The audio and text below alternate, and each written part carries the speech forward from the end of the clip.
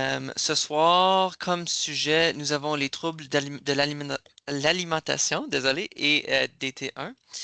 Euh, Veuillez noter que cette session est enregistrée. Si vous ne souhaitez pas participer à l'enregistrement et être sur notre chaîne YouTube, veuillez éteindre votre caméra maintenant si vous ne l'avez pas déjà fait. Alors, je me présente. Je m'appelle Jonathan Cassin. Je suis coordonnateur national du bénévolat et d'engagement communautaire. Au nom de FRDJ, nous aimerions vous souhaiter la bienvenue à notre série éducative Parlons d'été 1. Nous sommes ravis de vous présenter plus d'informations ce soir sur les troubles de l'alimentation et d'été 1. Nos conférencières Lise-André Massé et Aude Bandini disposeront d'environ 45 minutes pour leur présentation et après 45-50 minutes. Et après, on ouvrira la session à vos questions. FRDJ est un chef de file mondial dans la lutte contre le diabète de type 1, à la fois par la recherche, le financement et la défense des intérêts. FRDJ soutient également les personnes et les familles de la communauté du DT1 dès le moment du diagnostic, en aidant les personnes vivant avec le DT1 à avoir une vie meilleure, plus saine et plus sûre, tout en travaillant pour trouver une guérison. Alors, j'aimerais commencer par reconnaître respectueusement que le Bureau national de soutien de FRDJ Canada est situé sur les terres traditionnelles des Mississaugas du Crédit, des Anishinabek, des Chippewas, des Haudenosaunee et des Wendat. Alors, un petit aperçu de la série. La série éducative propose des informations sur un nouveau sujet tous les 2 mois. Notre prochaine session aura comme sujet la thérapie par cellules souches pour guérir le DT1. Nous organisons également une série de discussions virtuelles le 4e mercredi de chaque mois. Il s'agit d'une opportunité non structurée de se connecter avec d'autres gens sans programmation formelle. Notre prochaine série aura lieu le 25 septembre 2024 à 12 h heure du Pacifique et 19 h heure de l'Est, ainsi que le 23 octobre également à 12 h heure du Pacifique et 19 h heure de l'Est. Alors ce soir, nous avons la fonction lever la main si vous avez besoin de précision pendant la présentation, mais nous avons également une fonction de chat et nous encourageons toutes les questions à être posées dans le chat et nous essaierons d'y répondre dans le temps imparti. Si vous avez des questions après la présentation, nous vous encourageons d'utiliser la fonction lever la main. Veuillez noter que nous ne serons pas en mesure de répondre à des questions individuelles concernant des problèmes de santé. N'hésitez pas à quitter la réunion quand vous le souhaitez, si vous ne pouvez pas rester pendant toute la présentation. Cette présentation est enregistrée et sera sur notre chaîne YouTube demain et partagée avec vous par courriel. Nous fournirons une adresse électronique de contact FRDJ dans la fonction de chat si quelqu'un a des commentaires sur la session. Alors, ce soir, une partie importante de la prise en charge du DT1 est axée sur la planification des repas, le calcul des glucides et les aliments. C'est nécessaire pour équilibrer correctement l'administration d'insuline par rapport au taux de glucose dans le sang, mais peut également entraîner une anxiété liée à l'alimentation, des pensées obsessionnelles sur la nourriture et un état connu sous le nom de diaboulimie, qui est la restriction ou l'omission d'insuline pour déclencher une perte de poids. Alors, cet événement sera centré sur la positivité corporelle, la neutralité alimentaire et les situations dans lesquelles il est important de rechercher un soutien professionnel. Alors, ce soir, nous accueillons nos conférencières, Lise-André Massé de l'ANEB, ainsi que Aude Bandini, professeure à l'Université de Montréal, qui vit avec le DT1 et partagera leurs expériences avec le sujet. L'événement est ouvert à tous, mais veuillez noter que nous ne serons pas en mesure de répondre à des questions individuelles concernant des préoccupations personnelles liées à la santé mentale ou physique. Alors, Lise-André Massé, je crois Oui, que vous allez commencer. Je vous passe la parole. Merci d'être venue ce soir. merci à vous de m'accueillir et merci tout le monde d'être là. C'est un sujet qui me touche vraiment beaucoup. Alors, comme Jonathan a dit, mon nom, c'est Lise André Massé.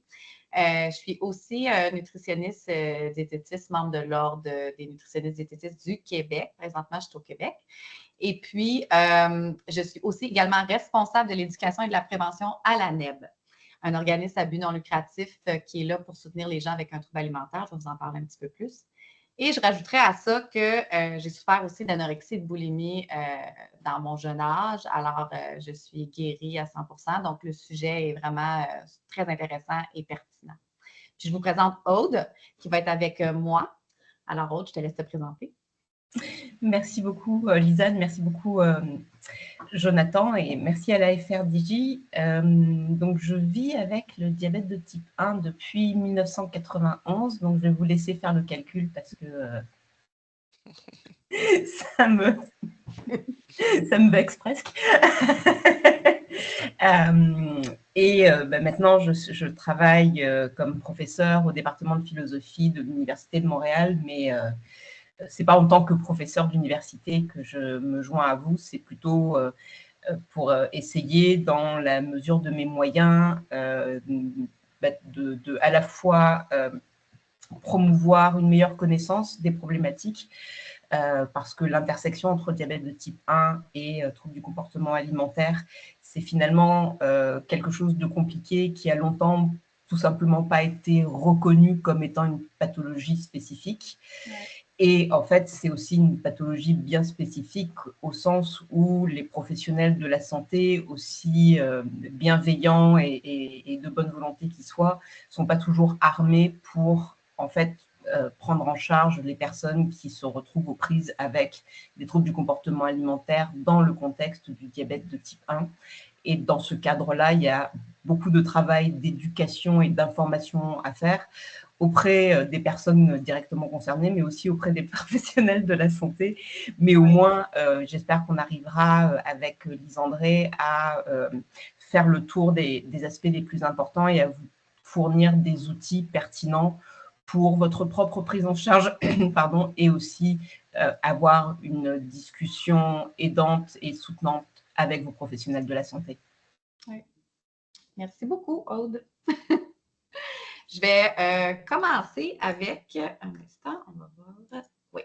Donc, comme on a dit, je vais parler de la NEB, l'organisme pour lequel je travaille.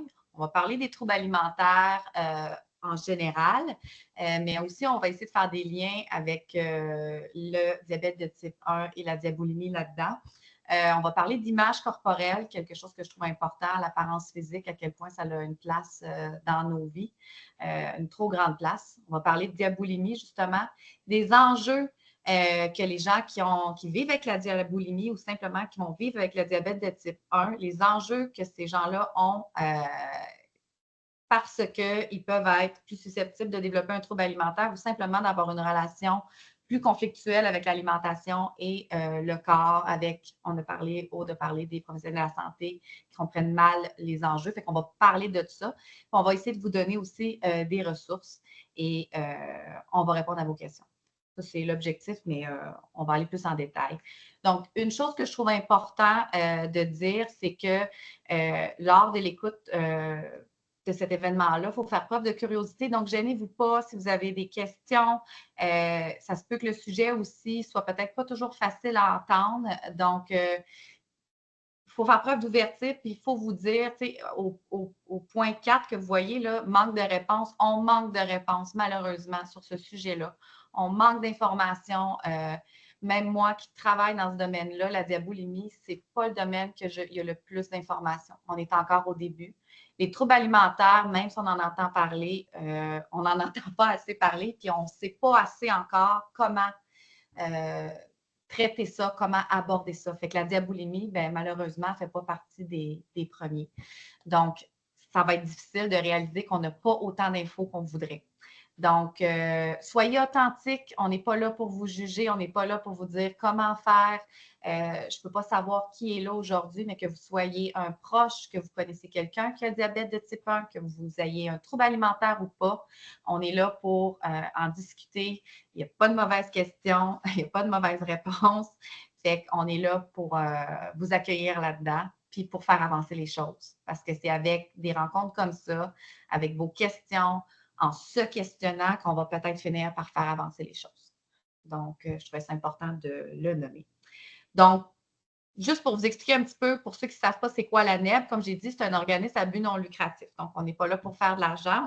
On en a besoin, en fait, pour essayer d'aider le plus de gens parce que les troubles alimentaires, comme je viens de le dire, c'est pas nouveau, mais c'est mal connu et il manque de ressources. Donc, si je prends au Québec, ben, on a l'hôpital Douglas pour les adultes, on a Sainte-Justine puis le Children pour ceux qui ne sont pas adultes. Et puis là, je ne parle pas de diaboulimie parce que diaboulimie là-dedans, est-ce qu'ils ont la place pour eux?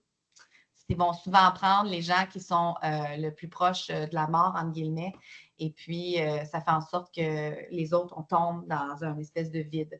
Alors là, on a de l'aide qu'on peut aller chercher dans les cliniques privées qui traitent les troubles alimentaires, mais encore là, il n'y en a pas beaucoup et il y a un coût à ça. Après ça, il y a le service de santé qu'on connaît. On peut avoir accès à des psychologues, à des nutritionnistes, diététistes. Mais encore là, malheureusement, ce n'est pas tout le monde qui est formé et qui comprend la problématique des troubles alimentaires.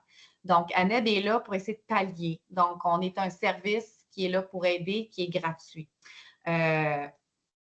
On a plusieurs services. On a une ligne d'écoute. Donc, vous pouvez appeler pour avoir de l'information que pour parler de ce que vous vivez. Puis même, des fois, il y a des gens qui appellent puis ils ne savent pas s'il y a un trouble alimentaire ou si sont à la bonne place. Ce n'est pas grave. Les gens qui vous répondent sont là pour répondre à vos questions et vous rediriger si ce n'est pas la bonne place. Donc, vous ne vous gênez pas. On a un service de texto puis de clavardage. Moi, je les mets ensemble un peu. Le texto, c'est avec votre téléphone, un numéro de téléphone. Clavardage, c'est au niveau sur le site Internet d'ANEB que vous écrivez. Souvent, on va voir au clavardage plus des jeunes qui n'ont pas des téléphones et puis ou qui n'ont pas accès au téléphone quand ils veulent. Puis c'est plus confidentiel par l'ordi. Puis les adultes, on les voit plus par texto. On a aussi des groupes de soutien sur différents sujets. On n'a pas de groupe de soutien sur la diaboulimie. Ça serait intéressant d'en avoir un. On essaye de développer des groupes pour les différentes problématiques, mais ça reste que c'est super intéressant. Il y a des groupes de soutien qui vont traiter de un peu toutes les problématiques reliées aux troubles alimentaires. Donc, on offre aussi des conférences dans les écoles, des formations sur les troubles alimentaires en général, sur l'image corporelle. Donc, ANEB est là pour essayer de soutenir. Il y a beaucoup de statistiques que j'aurais pu vous dire, mais j'en ai retenu quelques-unes. Il y en a une que je trouve intéressante parce que troubles alimentaires, on pense souvent aux femmes uniquement, mais il y a des hommes aussi. Puis là, si on rentre dans la diaboulimie, bien, le diabète de type 1, c'est pas juste les femmes qui en souffrent. Donc, ça peut toucher tout ce qui est enjeu qu'on va parler peut toucher les hommes. Excusez-moi. Donc, c'est 30% des gens qui vivent avec un trouble alimentaire qu'on voit que c'est des garçons ou des hommes. Mais c'est important de réaliser que c'est un chiffre qui est sous-estimé parce que les hommes ne viennent pas chercher beaucoup d'aide. Donc, c'est vraiment, c'est un chiffre, mais à mon avis, il est beaucoup plus grand et beaucoup plus élevé que ça. Puis là-dedans, j'ai envie de dire, tous les gens qui ont diabète de type 1, qui ont une relation qui est difficile avec leur alimentation, leur corps, ne rentrent probablement même pas dans ces chiffres-là. Donc, on pourrait booster ça. Un chiffre aussi important, c'est que 50 à 70% de quoi on a l'air n'a aucun lien avec notre alimentation, avec notre état de santé. C'est vraiment, il y a une partie qui est génétique. Donc, on a tendance à penser qu'on a beaucoup de pouvoir sur ce que notre corps a l'air, mais il y a un pourcentage qui est relié à la morphologie et à la génétique. Donc, déjà là, si on parle de diabète de type 1, Aude, j'imagine que ça a un impact déjà sur nos chiffres. 25% des personnes atteintes de diabète de type 1 vont avoir des comportements qui peuvent être difficiles et problématiques sans que ça soit parce que vous voulez avoir ce comportement-là, mais parce qu'il y a des enjeux auxquels vous faites face qui font que vous êtes à risque de développer des troubles alimentaires que je vais vous expliquer par la suite. C'est important, je trouve ça difficile ici, ce qui est marqué là, en jaune, mais je trouvais ça important de le dire parce que c'est dans les troubles alimentaires, un des troubles alimentaires les plus difficiles à traiter parce qu'il il y a des enjeux, je vais me répéter souvent, mais il y a des enjeux par rapport à l'alimentation, la diète à suivre, la santé. Fait que comment on fait pour traiter un trouble alimentaire quand en plus on essaie de mettre une pression sur vous de c'est comme ci, comme ça que vous devez faire. Donc, encore là, on manque d'infos. Les professionnels de la santé, même s'ils veulent bien faire, ne réalisent pas les enjeux et la pression qu'ils peuvent vous mettre sur les épaules. On va essayer d'en parler aujourd'hui. Y a-t-il quelque chose d'autre que tu voudrais rajouter depuis que j'ai commencé à parler, là? Parce que Aude est là aussi pour venir donner son, excusez-moi en anglais, input sur ce que je dis, parce qu'elle a une expérience très utile. Oui, en fait, j'allais dire, non, j'ai rien à rajouter à ce que tu disais, simplement pour insister dans le sens que tu pointais, à savoir la complexité, parce que par bien des aspects, finalement, le diabète de type 1, ça se soigne avec de l'insuline et de la nourriture. Et donc, en un certain sens, le diabète, ce serait beaucoup plus simple si on n'avait pas à manger 3 à X fois par jour. Parfois, j'aimerais bien ça, que ce soit juste des petites pilules. C'est pas ça qui marche. Oui, je comprends. Puis ce qui est très drôle ou pas drôle, là, mais quand on apprend, comme moi je suis nutritionniste diététiste, puis ce qu'on apprend comment traiter les gens qui souffrent d'un trouble alimentaire, on va leur dire de prendre 3 repas, 3 collations par jour, tout le temps, tout le temps. Mais c'est plus facile à dire qu'à faire.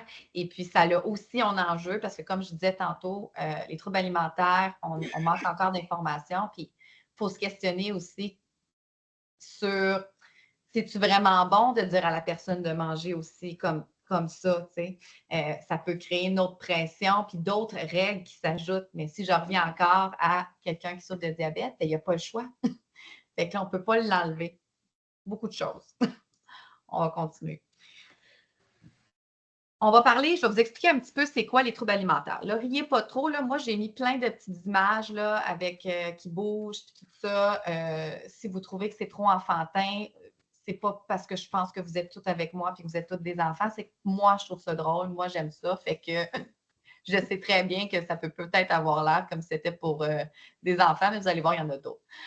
En gros, OK, les troubles alimentaires, on entend souvent parler d'anorexie. L'anorexie, c'est le trouble alimentaire le plus connu. Ici, on parle de restriction alimentaire, d'obsession face à la nourriture. Souvent, les gens vont penser que c'est une obsession à perdre du poids, mais pas toujours. C'est des fois relié surtout au contrôle, d'avoir le contrôle sur quelque chose. Pas nécessairement sur la perte de poids, mais c'est un cercle. On devient un peu addict à ça. On devient, il y a une espèce de, moi je pourrais, une espèce de force, un pouvoir qu'on a quand on arrive à contrôler la perte de poids. Donc, on développe une accoutumance à ça. Mais l'anorexie, ça se catégorise surtout par une restriction alimentaire et une perte de poids importante. La boulimie, les gens vont souvent penser au comportement de se faire vomir, mais ce n'est pas juste ça. La boulimie, c'est souvent une perte de contrôle. Donc, on va manger des très grandes quantités en peu de temps. Puis quand je dis des très grandes quantités, ce n'est pas j'ai fini la boîte de biscuits. C'est j'ai fini la boîte de biscuits, j'ai fini le pot de crème glacée, j'ai mangé des chips, il ne reste plus grand-chose dans le frigidaire. J'ai mangé à un point qui est pas normal. T'sais. Quelqu'un qui a fini sa boîte de biscuits, ce n'est pas une crise de boulimie. Mais ça reste que c'est pas, ça ne veut pas dire que c'est correct et que la personne n'a pas moins à bien se sentir. Mais bref, la boulimie, on va manger une très grande quantité, puis on va avoir un comportement compensatoire pour éviter la prise de poids. Donc, il y a les comportements de se faire vomir, mais il y a aussi l'excès au niveau de l'activité physique. Donc, quelqu'un peut faire beaucoup, beaucoup d'activités physiques pour aller brûler la crise de boulimie qu'il y a eu. Il y a la prise de laxatifs et de médicaments. Et là, peut-être qu'on pourrait rentrer dans l'insuline ou rentrer dans des comportements, arriver à essayer d'éviter une prise de poids. Mais la boulimie, c'est ça. L'hyperphagie ressemble à la boulimie, mais il n'y a aucun comportement compensatoire. Donc, la personne va manger des très grandes quantités, mais il va avoir une prise de poids. C'est encore récent, ce diagnostic-là. Moi, dans ma pratique, puis dans ce que je vois beaucoup de gens avec un surpoids qui font de l'hyperphagie puis qui n'ont jamais su que c'était ça. Ils se faisaient dire qu'ils faisaient juste manger leurs émotions, puis que de juste à perdre du poids, puis que c'est donc... puis des gens qui vont développer le diabète qui, dans le fond, souffrent d'hyperphagie, mais on ne leur a jamais... ils ont toujours cru que c'était eux le problème. Mais dans le fond, c'est encore là une façon d'aller compenser. La nourriture va être réconfortante, va faire du bien ou va punir, ça dépend. Mais il va y avoir une prise de poids. Souvent, les gens qui sont hyperphagiques aimeraient donc être boulimiques ou anorexiques. La boulimique voudrait être anorexique. C'est vraiment particulier. La bigorexie, c'est nouveau. Mais encore là, c'est nouveau, mais pas tant que ça. Mais la bigorexie, c'est l'obsession de la prise de masse musculaire. Donc, contrairement à l'anorexie, qu'on veut perdre du poids, là, on veut prendre la masse. Donc, on voit ça surtout chez les garçons. Il y en a énormément aussi chez les filles, mais on le voit plus chez les garçons. Ils vont jusqu'à prendre des anabolisants ou des trucs assez forts pour arriver à prendre la masse. Encore là, on contrôle l'alimentation, mais différemment. Au lieu de perdre, c'est prendre la masse. L'orthorexie, ça, c'en est un que malheureusement, je trouve qu'on ne parle pas assez ou qu'on valorise. C'est l'obsession de manger santé. On vit dans un monde où est-ce que là il faut manger là, santé, parfait, pas transformé, il faut faire maison, il ne faut pas qu'il y ait gluten, il ne faut pas qu'il y ait le lactose ici. Puis, des fois, on en invente quasiment. C'est rendu, le riz, ça me donne mal au dos. On se calme. C'est devenu là, très, très niché. Il faut manger parfaitement. Donc, l'orthorexie, c'est un problème parce que ça devient qu'on a une relation malsaine encore là avec notre alimentation. Mais il n'y a pas nécessairement un désir de changer le corps visuellement. Mais il va y avoir un changement qui va s'opérer. La diabolimie, bien là, c'est qu'on a le diabète de type 1 puis qu'on doit gérer notre alimentation, mais que là, on va contrôler tout ça avec la prise de l'insuline. Donc, c'est vraiment, ça peut être un mix de bien des affaires. Je ne sais pas si tu es d'accord avec moi, Aude, là, mais tu sais, tu peux avoir de l'anorexie puis la diabolimie est là. Tu pourrais aussi avoir la boulimie, l'hyperphagie, la bigorexie, l'orthorexie, mais c'est qu'il s'ajoute à ça la composante de j'ai le diabète de type 1, puis j'ai un petit pouvoir de plus. J'aimerais ça que tu me dises un peu ton avis là-dessus, Aude. Oui, ben c'est tout ce qui fait à la fois la complexité. Alors, dans les troubles du comportement alimentaire, de manière générale, même pour les personnes qui ne vivent pas avec le diabète de type 1, c'est pas rare qu'on passe de l'un à l'autre. Que d'abord, on commence par une forme d'hyperphagie et qu'ensuite, par réaction, on se mette à super contrôler. Donc là, on a plutôt un comportement type anorexie. Et ensuite, c'est intenable sur la longue durée, donc on va tomber dans la boulimie, etc., etc. La première chose sur laquelle je voudrais insister, c'est le caractère sérieux et pas que les autres troubles de l'alimentation ne soient pas sérieux, mais les conséquences à court et surtout à moyen terme de la restriction d'insuline, parce qu'en fait, quand on parle, finalement, on peut être diabétique de type 1 et être plutôt anorexique parce qu'on veut tellement avoir des bons chiffres de glycémie, on veut absolument que la glycémie se tienne entre 4 et 7, et puis on a la sensation que dès que la courbe dépasse, grosso modo, on est une abominable personne. Et en un certain sens, les professionnels de la santé nous encouragent beaucoup à être parfaits. Le problème, c'est qu'à ce moment-là, on se donne des moyens et puis on commence à avoir des comportements très, très restrictifs. Exact. Et vouloir tenir sa glycémie dans une cible qui nous paraît la meilleure possible, évidemment que c'est une bonne chose, mais il faut voir au détriment de quoi est-ce que ça se fait.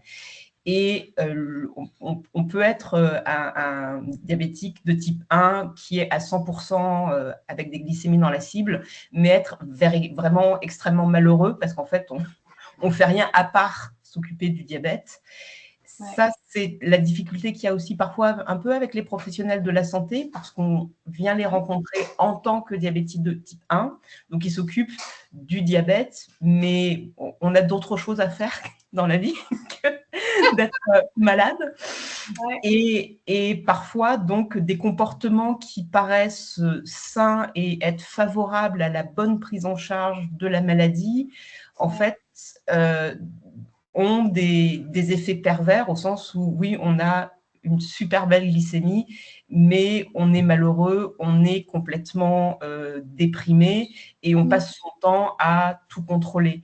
Je pense une chose à laquelle ça me fait songer, c'est une expérience que je fais assez souvent, c'est j'ai faim, je mangerais bien une collation, mais ma glycémie est tellement belle. Est-ce que je vais vraiment manger quelque chose parce que ça risque de débalancer ma glycémie, il va falloir que je fasse de l'insuline.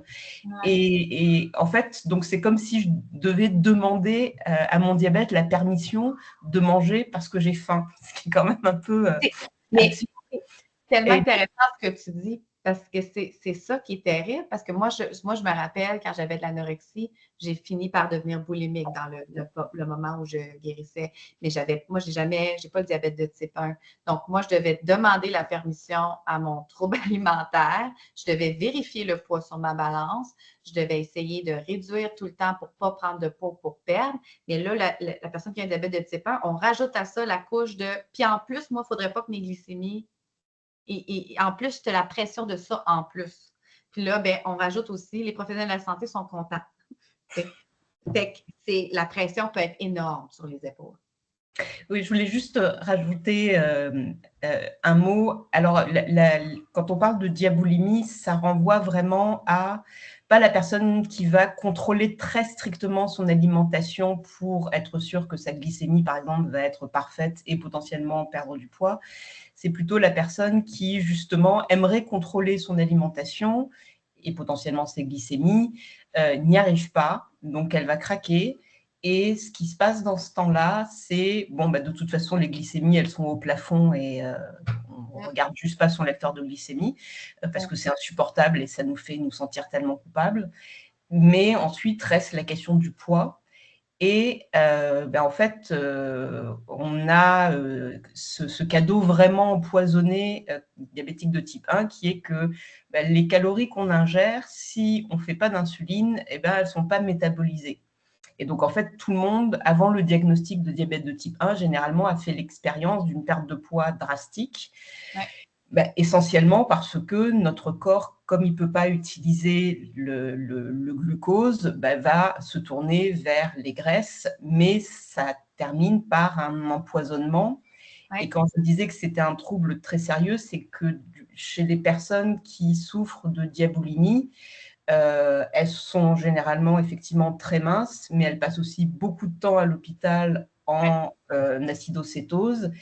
Et les conséquences à moyen court terme, là on parle de jeunes femmes ou de jeunes hommes qui parfois ont moins de la trentaine, qui commencent déjà à devoir subir des amputations ou des injections parce qu'ils souffrent de problèmes de cécité ou de... Donc, comment dire, c'est vraiment une satisfaction à court terme, mais à moyen terme, c'est vraiment désastreux en fait.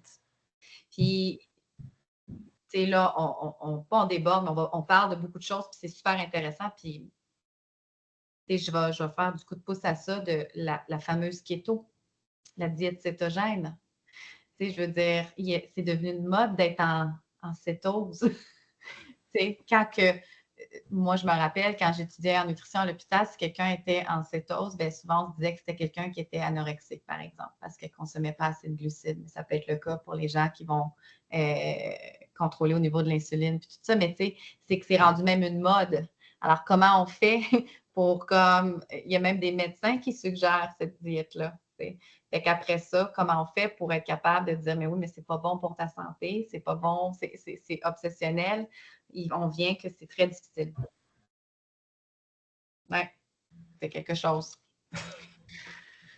Puis bon, ben, les non spécifiés, moi, on appelle ça les troubles alimentaires non spécifiés, c'est que vous pouvez avoir des comportements qui se rapportent à l'anorexie, puis des comportements qui se rapportent à la boulimie, mais que vous ne cotez pas selon le DSM-5. Donc, vous n'avez pas le diagnostic, mais vous avez des comportements quand même problématiques. Donc, la diaboulimie, vous pouvez avoir des comportements reliés à ça, mais est-ce que vous avez vraiment besoin d'avoir le diagnostic pour souffrir ou pour comme, devoir changer des choses? Non. Donc, c'est important de dire que ça n'a pas besoin d'être spécifique. Ça peut être, comme tu as dit, Aude, un mix de plusieurs choses. Vous pouvez passer à plusieurs choses. Puis il y a autres, parce qu'il y en a d'autres troubles alimentaires qu'on moins connus. Le pica, la momyrexie, les femmes qui sont enceintes et qui ne prendront pas le moindre poids le moins possible par peur. Donc, il y a plusieurs contextes là-dedans. Je trouve ça important de parler des problèmes, des comportements problématiques dans notre société qui peuvent comme mener à ça. Okay? On est entouré de comportements qui sont normaux, mais qu'il faudrait se questionner sur ça. Catégoriser les aliments. Évidemment, quand on a le diabète de type 1, on le fait. Beaucoup de glucides, pas beaucoup de glucides, indice de glycémie élevé, indice de glycémie pas élevé. Dans Monsieur, Madame, tout le monde, on va parler de bons aliments versus des mauvais aliments, des aliments engraissants, des aliments pas engraissants, le mot cochonnerie, c'est toutes des façons de catégoriser les aliments qui va créer en fait de la culpabilité. Puis la culpabilité va créer une envie plus grande de ces aliments-là. Donc, dans le diabète de type 1, peut-être autre, tu pourrais me le dire, mais tu sais, si on t'interdit de manger quelque chose ou on te dit, toi, tu ne peux pas, est-ce que tu as l'impression que tu en as plus envie? Est-ce qu'il y a une frustration qui fait que, Colin, j'en veux plus? As-tu vécu ça? Non, pas du tout. Si, évidemment. Et puis, je pense que, fort heureusement, les règles ont un peu changé, mais ayant été diagnostiquée au début des années 90, là, on avait des diètes extrêmement strictes où même les haricots verts, fallait les peser. Et donc, c'était interdiction de toute forme de sucre. Et évidemment, surtout que, comme plusieurs personnes avec le diabète de type 1, j'étais enfant, je l'ai vraiment vécu comme une punition, c'est-à-dire pas de gâteau de fête, et puis quand il y avait des soupers de famille, tout le monde mangeait du gâteau, et puis moi, les gens essayaient de faire ce qu'ils pouvaient pour m'inclure, mais j'en ai mangé des gâteaux pas bons. Qui avaient été faits spécialement pour moi, puis j'étais obligée de les manger parce que, tu sais, on les avait faits pour moi, mais c'était dégueulasse. Mais c'est ça qui est incroyable parce que, tu sais, quand on essaie de faire de la prévention pour ne pas développer des troubles alimentaires, on dit aux gens d'arrêter de catégoriser, qu'il n'y a pas d'aliments mauvais, qu'on peut manger tout ce qu'on veut. Et là, on se ramasse avec, oui, mais là, par exemple, toi qui as le diabète, tu peux pas, il faut que tu fasses attention, puis le sucre, il ne faudrait pas trop. Tu as raison, on essaie de faire changer les choses, mais il y a quand même un pas de mesure, là. Fait que, tu sais, les enseignements qu'on fait pour éviter d'avoir une mauvaise relation avec notre alimentation puis notre corps, puis comment éviter de développer un trouble alimentaire, c'est pas catégoriser puis pas avoir des mauvais ou des bons aliments. Mais quand on a le diabète, les professionnels de la santé le font. Fait que déjà, on part avec ça part pas bien, OK? Puis si en plus la culpabilité, si en plus les gens autour de vous vous disent comme, ben là, t'es sûr que tu peux manger ça, tu sais, tu n'as pas le diabète, tu sais, on rajoute de la culpabilité. Toutes les règles aussi qu'on se crée, qu'on a, tu sais, au niveau tu sais, moi, je sais, j'avais ma mère qui me disait, tu ne peux pas manger après 8 heures. Je ne sais pas pourquoi, mais c'était une règle, tu sais. On peut manger après 8 heures, c'était pas bon. C'est comme si le corps arrêtait de fonctionner après 8 heures, il punch out, puis il ne digère plus. Tu sais, des règles de manger pas du sucre à tel moment. Dans le diabète, il y a plein de règles aussi. Il faut manger des protéines avec des glucides pour que ça ne soit pas un brun, pour diminuer l'absorption du sucre. Il y a plein de choses comme ça. Encore là, on le dit pour éviter les troubles alimentaires, on dit d'éviter les règles. Mais vous en avez plein. Les diètes, évidemment, on essaie d'éviter de faire des diètes, des restrictions alimentaires. T'sais. Mais là, dans le diabète, il y a des règles, il y a des diètes à suivre qu'on fait, qu'on suggère. Donc, c'est là l'enjeu le plus gros, je trouve, dans les troubles alimentaires puis le diabète de type 1, c'est qu'on est pris avec, ouais, mais tu ne peux pas manger tout ce que tu veux comme tu veux parce que tu prends de l'insuline. Il faut que tu fasses les calculs pour que ça fonctionne. T'sais, comment tu t'en sors? Comment tu fais pour éviter de cette culpabilité-là? C'est là la plus grosse question. Si je peux rebondir là-dessus, j'aurais tendance à penser que ce qui est clé, c'est l'information. C'est-à-dire que c'est tout simplement pas vrai que manger un œuf dur et manger une chocolatine, ça va avoir le même effet sur la glycémie. Malheureusement. Ben non. Mais c'est un peu la même chose. C'est aussi bon que le chocolat. Non. Mais une fois que, parce qu'on a quand même cette chance-là rapidement quand on est diabétique de type 1, qui est qu'on se connaît assez rapidement.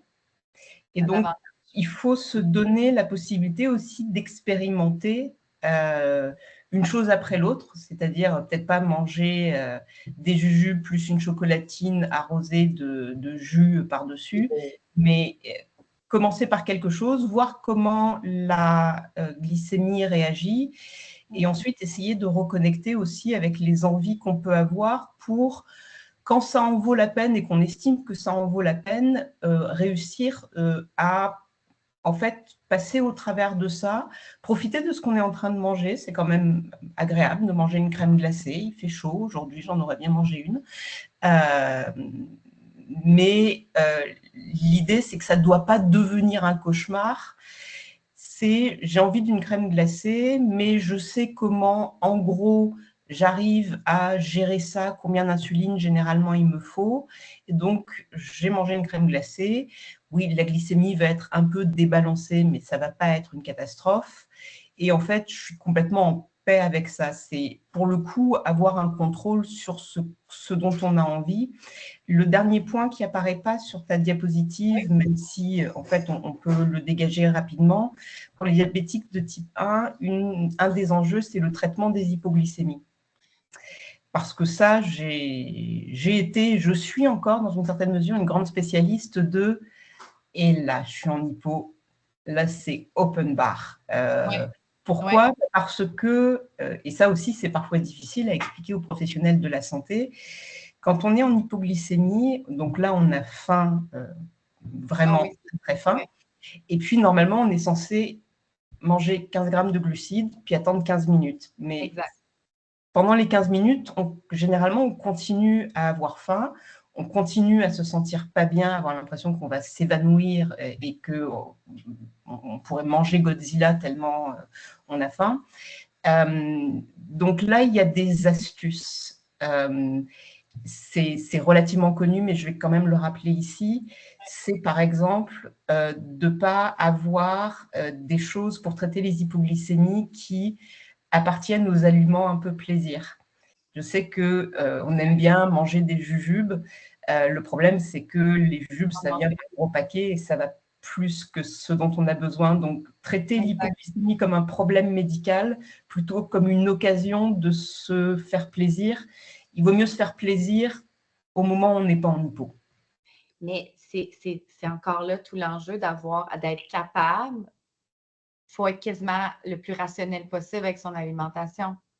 Puis c'est la chose qui est le plus difficile, d'être rationnel par rapport à ça. Puis encore plus quand on dit, comme je dis, quand on nous met une pression sur l'alimentation, quand on nous fait sentir coupable par rapport à l'alimentation, c'est encore plus dur d'être rationnel puis de juste agir. Ben là, c'est 15 grammes, alors ça va être juste 15 grammes, je vais attendre dans 15 minutes. Puis des fois, l'hypoglycémie, pour avoir travaillé à l'hôpital avec le diabète, la personne, même si elle a tout fait, elle a pris ses 3 repas, le corps, là, il est en hypo, puis c'est pas nécessairement facile de toujours comprendre pourquoi. Donc, c'est pas toujours évitable, aussi simple que, ben là, tu avais juste à manger plus, c'est pas aussi simple que ça. Le stress, ta journée, la chaleur, tout va influencer. Donc, tu es quand même pris avec ça.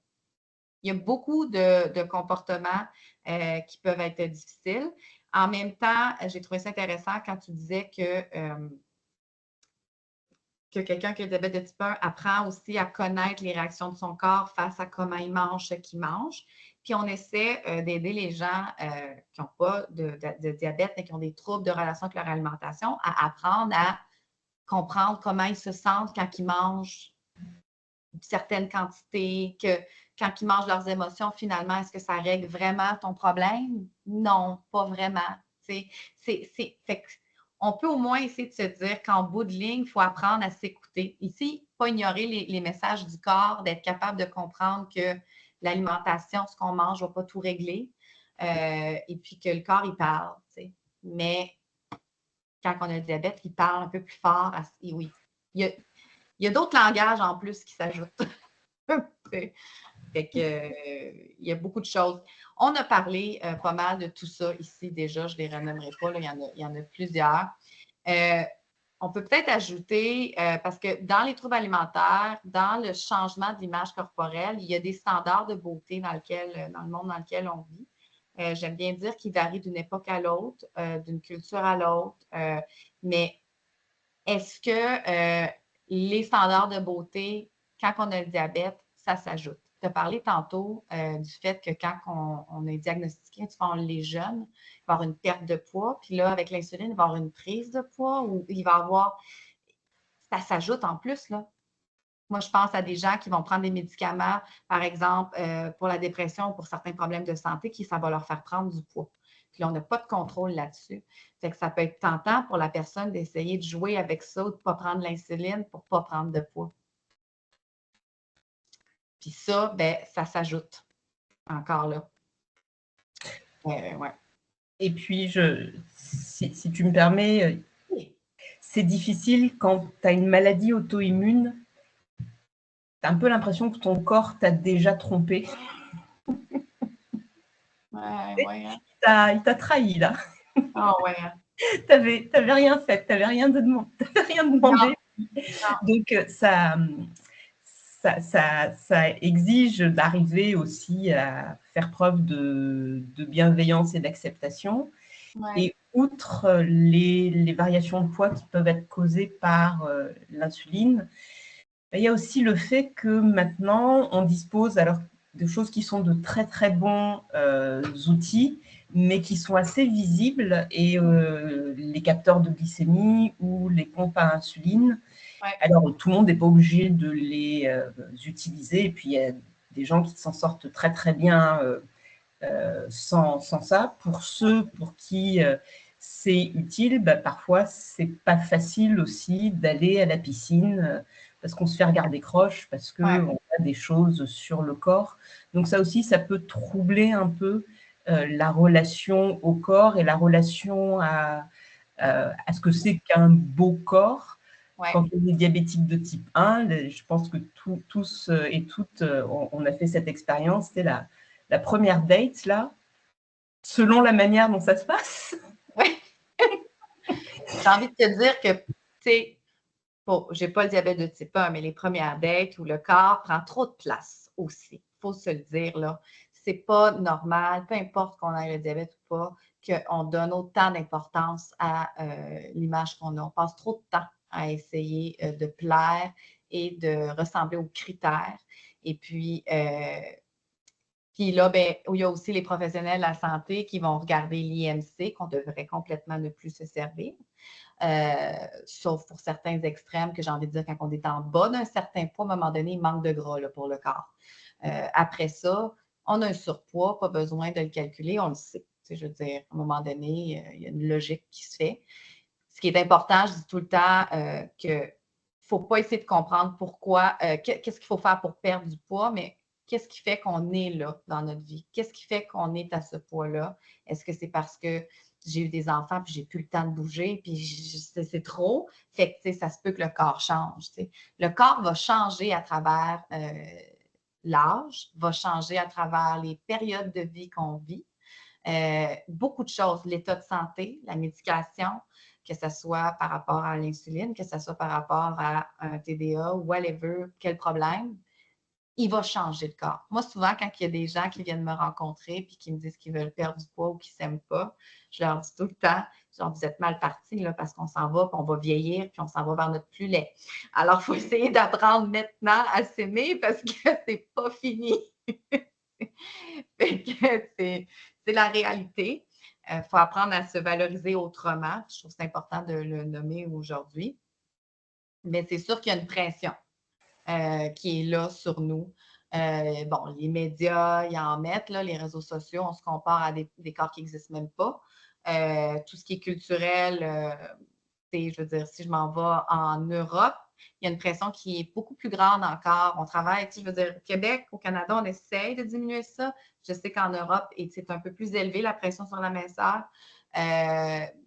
Au Japon, ça va être différent. En Afrique, ça va être différent. Donc, culturellement, l'apparence, elle change de où on va. L'entourage, d'ailleurs, par rapport au diabète, est-ce que, dans l'entourage, il y a une pression qui se fait? Est-ce que chaque fois que tu perds du poids, tu prends du poids, on te demande, c'est-tu parce que tu gères mal ton insuline? Est-ce que, la santé, les professionnels de la santé peuvent dire, hey, prends pas trop de poids, là, parce que, je veux dire, la résistance à l'insuline, il y a une pression qui vient aussi se mettre sur la personne qui a le diabète de type 1 parce que tous les changements corporels peuvent changer les doses. Fait que ça aussi, c'est quelque chose. Fait qu'il y a beaucoup de pression. Puis il y a aussi l'idée qu'on est en train de... il y a beaucoup d'études qui prouvent maintenant qu'il faut cesser de faire ce lien-là, mais que le poids et la santé ne vont pas de pair ensemble. Même les études le montrent que les effets sont plus néfastes sur la santé quand le poids fluctue que quand il monte puis qu'il reste ou que c'est graduel. Toutes les grandes fluctuations de poids sur la santé sont plus dommageables. Mais il y a une pression qui se fait. Puis une idée aussi, moi, je sais qu'avant d'être nutritionniste, dans ma tête, les gens qui avaient le diabète de type 1 étaient tous très maigres, très minces. Donc, qu'est-ce qui se passe quand on a un diabète de type 1 et qu'on ne correspond pas à ça? Ça peut nous donner l'impression qu'encore là, on n'est pas adéquat et qu'il faut perdre du poids. Puis là, une autre pression de plus pour être à risque de développer un trouble alimentaire. C'est là. Bon, des facteurs précipitants, d'avoir le diabète de type 1 en est un. Ça en est un facteur précipitant, déjà. Parce que vous devez prendre conscience un peu plus de ce que vous mangez. Pas juste un peu plus, là, mais il faut apprendre sur l'alimentation, apprendre le calcul des glucides, apprendre à l'impact sur votre corps. Donc, déjà, on vous demande d'être plus conscient de ça. C'est sûr que dans la vie, il peut y avoir des situations difficiles qui font qu'on décide de mettre le contrôle sur autre chose dans notre vie parce qu'on a de la difficulté à contrôler, que ce soit notre relation de couple, notre famille, le travail, le fait de contrôler nos glycémies, de contrôler le poids va apporter quelque chose qui fait du bien, mais c'est temporaire et ce n'est pas la bonne manière de gérer, mais c'est un des facteurs qui est précipitant, tout ce qui est épreuve et échec. Tous les événements stressants, il y a beaucoup de choses. Qui peut vivre, là, on l'a pas, on en a parlé de la diaboulimie, là, mais on va en reparler un petit peu, mais qui peut vivre un trouble, ça touche qui, un trouble alimentaire, t'sais? Est-ce que ça peut toucher les gens de tous les âges? Est-ce que ça peut toucher autant quelqu'un qui contrôle bien son diabète que quelqu'un qui ne contrôle pas bien? Est-ce que, il y a beaucoup de questions comme ça, mais ça touche tout le monde et ça ne paraît pas nécessairement. On a tendance à penser qu'un trouble alimentaire, ça se voit. Ça ne se voit pas. C'est pas parce que quelqu'un est mince, mais qu'elle a un trouble alimentaire. Moi, j'ai déjà eu un médecin qui m'a référé une personne qui était maigre et qui était convaincue, et elle se débattait pour dire, j'ai pas de trouble alimentaire. C'est génétiquement, c'est ça. Je peux pas. Puis des gens qui ont un surpoids ou qui ont l'air d'avoir aucun problème, puis ils ont un trouble alimentaire. Donc, ça touche pas mal tout le monde, de tous âges et de toutes cultures confondues. Je trouve ça important de le nommer. Dans la diaboulimie, on a parlé de beaucoup de choses. Je pense que, je ne sais pas si on a autre chose qu'on pourrait rajouter. Parce qu'on a fait le tour. Non, sinon que la diaboulimie, c'est peut-être une des complications les plus spectaculaires, ouais. Mais ce n'est pas la seule. Et puis surtout aussi, il y a quand même de l'espoir là-derrière. Oui, comme tout trouble alimentaire, là. Vers la période de questions, et puis on va certainement vous laisser la possibilité de poser vos questions si vous en avez. Mais bon, vivre avec le diabète de type 1 et avoir une relation relativement apaisée avec la nourriture, c'est compliqué, mais bon, faire du vélo, travailler à temps plein, avoir des enfants, c'est compliqué aussi. Puis il y a du monde qui arrive, il n'y a pas de raison pour Oui, mais qu'on n'y arrive pas de notre côté. Mais ce qu'il faut comprendre, c'est que, tu sais, dans tout ce que ça, on en a parlé ici, là, déjà, là, c'est le fun parce qu'on a eu une discussion, puis je n'ai pas passé nécessairement à travers des diapositives, là, mais on parlait tantôt de contradiction qu'on peut demander à quelqu'un de dire, ben accepte ton corps comme il est, il n'y a pas d'aliment interdit, mais quand tu as le diabète de type 1, ben, il y a telle chose, fait que ça vient que c'est normal que vous soyez un peu perdu dans tout ça, mais que il y a moyen de s'en sortir parce qu'un trouble alimentaire, ça se guérit. Ben, moi, j'en suis la preuve. Il y en a d'autres. Le diabète de type 1, on peut vivre avec ça. Hein? Je veux dire, ça se contrôle. Ça n'a pas besoin d'être parfait non plus. Puis ça, je trouve que c'est important de le nommer. Moi, j'ai été longtemps, on m'a souvent dit tu t'entraînes ou tu ne pourras jamais manger des produits allégés parce que tu as eu des troubles alimentaires. Ou si jamais j'aime pas mon corps, ben, ça veut dire peut-être que le trouble alimentaire veut revenir. Je m'excuse, mais je connais pas personne qui aime son corps complètement, qui le trouve magnifique tout le temps. Je pense pas qu'il y a des gens que ça... Je connais personne que ça lui dérange pas de prendre du poids. Tout le monde veut avoir plus d'argent, tout le monde veut être plus beau, tout le monde veut être plus en santé. Tout le monde, dans le diabète, sûrement, vous voulez tous avoir des belles glycémies. C'est normal. Mais de là à ce que ça prenne plus de place, que ça soit obsessionnel, que ça fasse que vous vous isolez, que ça fasse que votre vie, elle est désagréable, c'est là qu'il faut se poser la question. Jonathan, il arrive. Ça veut-tu dire qu'il faut que je me grouille, là? Non, ben, je veux juste m'assurer qu'on a assez de temps pour des questions. Ben, c'est mais super en intéressant. fait, tu sais, les autres choses que j'avais, c'était surtout comment répondre à les professionnels de la santé qui vous posent des questions. Mais peut-être que ça peut être vous qui nous disiez, peut-être qu'on pourrait passer surtout à les questions qui vous viennent à l'esprit parce que, tu sais, c'est important d'être capable j'allais dire de se défendre, mais de savoir quoi faire quand on ne sait pas quoi faire, justement. Oui, c'est Il y avait ça. des questions, oui. Ouais, s'il y a des questions, ce serait le temps de les poser. Soit dans le chat ou vous pouvez même lever la main et parler si vous voulez. Je peux peut-être continuer en attendant s'il n'y a pas de... Oui, c'est ça. Pas, Continue. Ouais. parce que ce que je trouve important de dire, c'est qu'il faut se supporter. Quand il y a quelqu'un autour de vous que vous pensez qu'il y a un trouble alimentaire ou qu'il y a des difficultés, il y a des comportements à éviter, dans le sens que ça ne sert à rien de dire à la personne de quoi faire, comment faire. C'est vraiment de dire, ça va-tu? Est-ce quelque chose que je peux faire pour t'aider? Est-ce que je peux te référer? Comment je peux te supporter? Je t'aime comme t'es. C'est correct, tu n'as pas besoin d'être parfaite. C'est vraiment d'être à l'écoute puis d'être là pour l'autre. Parce qu'on a tendance à donner des règles et à dire comment faire. Puis je suis certaine que tous ceux qui ont le diabète de type 1 en ont un peu leur tas de ça, sûrement, qui se font dire toujours quoi faire, quoi pas faire. Ah, toi, tu peux manger du sucre. Ah, toi, ça doit être fatigant. Donc, il faut toujours se dire, juste d'être à l'écoute puis de supporter l'autre, ça peut être suffisant. Oui, aussi. Non, allez-y, autre. Ah, pardon.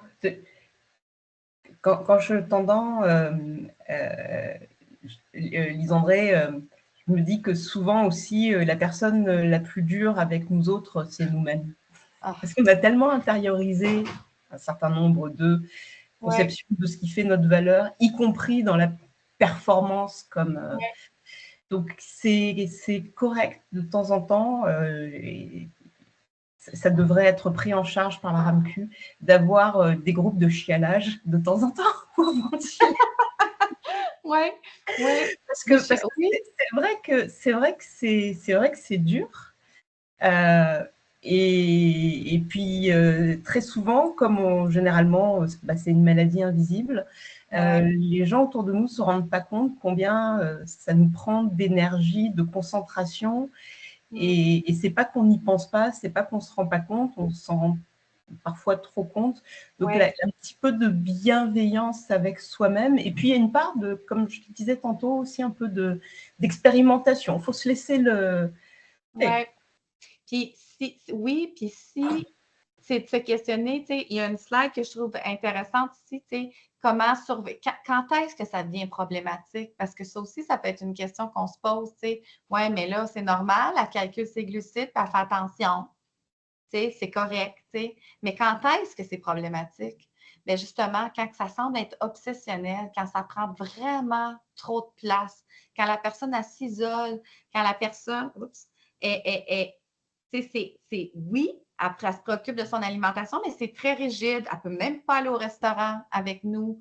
Elle manque d'intérêt pour plein d'autres activités, puis ça passe en premier. C'est là qu'il faut comme aller soutenir, puis aller demander si ça va bien. Il y a une question, hein? Il y a des questions, j'ai Oui, vu. une question dans le chat, c'est Daniel qui pose la question pour son enfant adulte. Est-ce que c'est généralement les endocrinologues qui font équipe avec des nutritionnistes?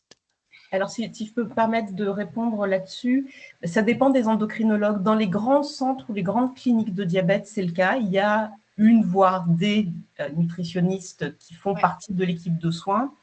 Si ce n'est pas le cas, en revanche, il ne faut pas hésiter à demander à votre endocrinologue de vous faire une référence pour voir une nutritionniste. Qu'est-ce que tu en penses, Lise-André? Oui, parce que le travail d'une nutritionniste diététiste est mal connu encore, malheureusement. Il y a beaucoup de gens qui vont se dire coach de nutrition, naturopathe, spécialiste de nutrition, mais qui ne sont pas membres d'un ordre professionnel comme les diététistes nutritionnistes. Donc, on a un ordre professionnel comme les psychologues qui s'assurent que ce qu'on dit, c'est adéquat, à jour, selon les dernières études, les normes. Et puis, c'est important, ça, parce que vous voulez avoir une aide qui est surveillée. Ça a l'air un peu bizarre, mais c'est pour vous protéger. Parce que j'ai eu beaucoup, moi, de problèmes parce que j'ai des gens qui ont allé chercher de l'information chez des charlatans, des gens qui veulent aider, mais qui nuisent et qui créent des troubles alimentaires en rajoutant plus de pression sur ce que vous avez déjà. Puis je pense que c'est important de dire vos préoccupations à la nutritionniste, de dire, écoute, je veux apprendre plus, mais je ne veux pas devenir obsessionnelle. Il faut parler.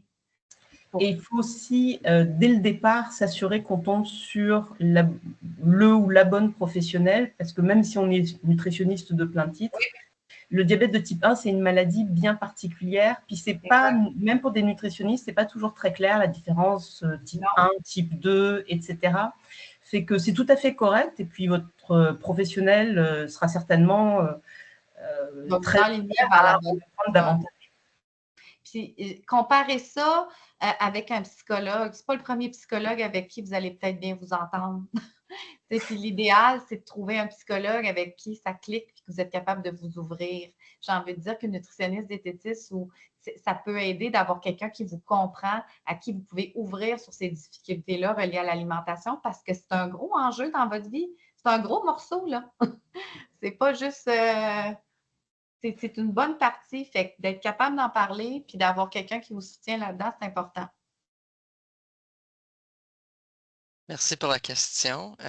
Moi aussi, j'ai une petite question aussi. En fait, moi aussi, je fais partie du 30% d'hommes et de garçons qui avaient des troubles d'alimentation dans ma jeunesse.